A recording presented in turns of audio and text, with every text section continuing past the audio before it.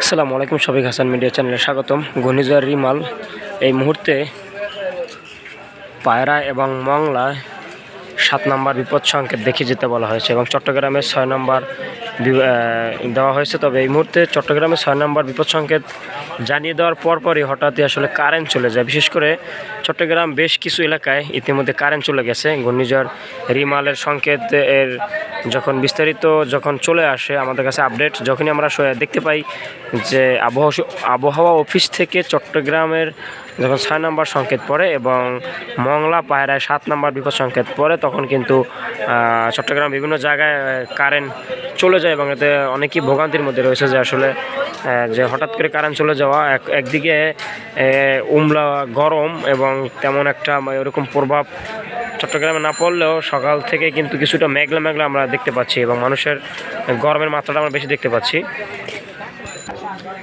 তো সব মিলিয়ে হয়তো বা সকাল নাগাদ ঘূর্ণিঝড় রিমালটি আসলে আঘাত হানতে পারে উপকূলে এবং উপকূলে আঘাত হানার পরেই হয়তো বা সকাল হয়তো 10 নম্বর মহাবিপদ সংকেতের পরিস্থিতি চলছে, আমরা যতটুকু জানতে পারছি আবহাওয়া অফিস থেকে। তো বিস্তারিত বিষয় আসলে সকলে আপনার অবগত থাকবেন। আসলে সকালবেলায় পুরো বিষয়টা আসলে জানা যাবে যে মহাবিপদ সংকেত 10 নম্বরে দেওয়া হবে কি হবে না, এটা প্রস্তুতি চলতেছে, এখন এই বিষয়টা ক্লিয়ারলি বলে নাই। তো এই ছিল ঘূর্ণিঝড় রিমালের সর্বশেষ পরিস্থিতি।